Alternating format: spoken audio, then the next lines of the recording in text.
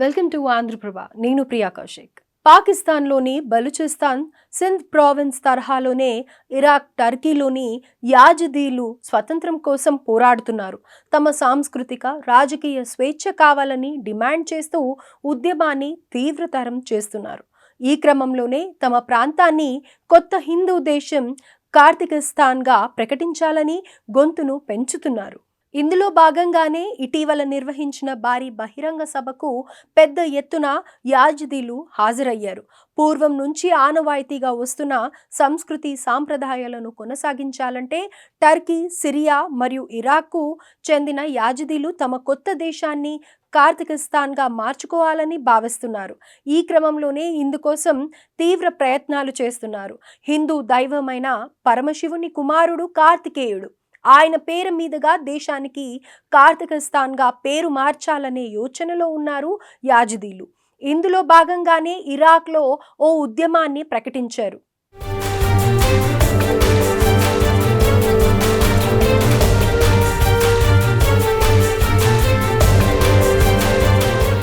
గతంలో యాజిదీల పవిత్ర ఆలయమైన లాలిస్ ఆలయాన్ని భారత ప్రముఖ గురువు శ్రీ శ్రీ రవిశంకర్ సందర్శించారు. ఆ సమయంలో ఇరాక్ నుంచి వచ్చిన ఓ యాజిదీని ఆయన చూశారట. చీరకట్టులో ఉన్న ఓ హిందూ మహిళ కార్తికేయుడికి పూజ చేస్తున్నట్లుగా ఉన్న పెయింటింగ్ను చూసిన గురువు రవిశంకర్ హిందూ మహిళ చిత్రం ఈ ఆలయం గోడపై ఎలా ఉందని ఆయన అడిగారట. దీనికి టర్కీ, ఇరాక్లోని యాజిదీ కమ్యూనిటీకి మార్గనిర్దేశం చేసే రహే మిర్జా ఇస్మాయిల్ సమాధానం చెప్పారు. యాజిదీల మూలం భారతదేశం నుంచి వచ్చిందేనని చెప్పారు. తమ పూర్వీకులంతా కార్తికేయుని వారసులని నమ్ముతున్నట్లుగా వెల్లడించారు. అయితే ఈ యాజిదీలంతా భారత్కు ఎంతో దూరంలో నివాసం ఉంటున్నారు. అయినప్పటికీ వారి మూలాలను కానీ సనాతన ధర్మాన్ని మాత్రం మర్చిపోలేదని వెల్లడించారు.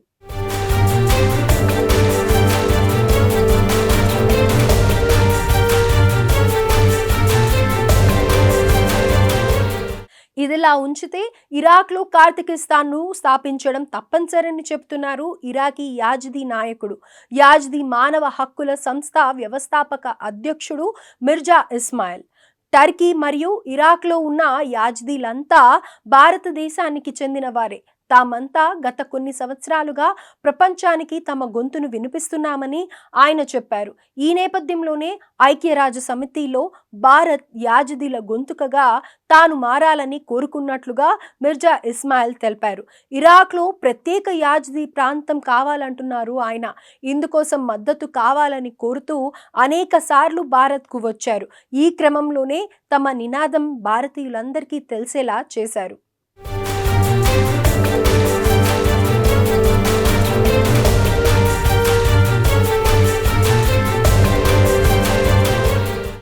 అంతేకాదు, Islamic state of Iraq and Syria నియంత్రణలో ఉన్న మధ్య ప్రాచ్య దేశాలలో యాజిదీలపై జరుగుతున్న దారుణాలను మిర్జా ఇస్మాయిల్ ప్రపంచానికి తెలిసేలా చేస్తున్నారు. యాజిదీల మత మార్పిడి సమస్యను కూడా ఎదుర్కొంటున్నట్లు చెప్పారు. యాజిదీలంతా తమ మార్పిడిని వ్యతిరేకించేందుకు అక్కడి ప్రభుత్వం తమ మహిళలను, చిన్న పిల్లలను కిడ్నాప్ చేసి పురుషులను చంపేస్తున్నారని ఆవేదన వ్యక్తం చేశారు. ఆ సమయంలో అక్కడ ఉన్న కుర్దుష్ దళాలు కూడా యాజిదీలకు సాయం అందించేందుకు ముందుకు రాలేదన్నారు మిర్జా ఇస్మాయిల్. పైగా తమను వెన్నుపోటు పొడిచారని ఆరోపించారు. Islamic state of Iraq and Syria ప్రభుత్వం యాజిదీల ప్రాణాలను తీస్తున్నప్పటికీ కుర్దుష్ దళాలు మౌనంగా ఉన్నాయన్నారు. ముస్లింలపై పోరాటం షరియాకు విరుద్ధమని చెప్పారని తెలిపారు. అయితే సద్దాం హుసేన్ జీవించి ఉన్న సమయంలో మాత్రం తమపై ఎవరూ దాడి చేయలేదని చెప్పారు.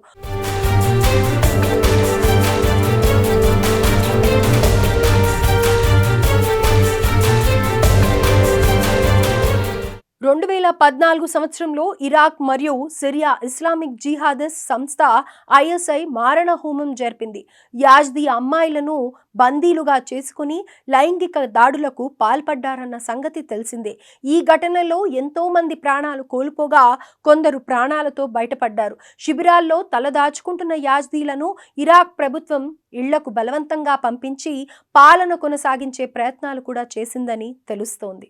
ఈ క్రమంలోనే తమ సమాజంపై జరుగుతున్న దారుణాల నుంచి బయటపడాలని యాజిదీలు భావిస్తున్నారు. తమ సంస్కృతి సాంప్రదాయాలను కాపాడుకోవడంతో పాటు తమ ఉనికి రక్షించుకునేందుకు తమ ప్రాంతాన్ని కార్తకస్థాన్గా మార్చాలని కోరుతున్నారు. ఐఎస్ఎస్ హింసల నుంచి బయటపడేందుకు ప్రపంచమంతా తోడ్పాటు అందించాలని వారు విన్నవిస్తున్నారు.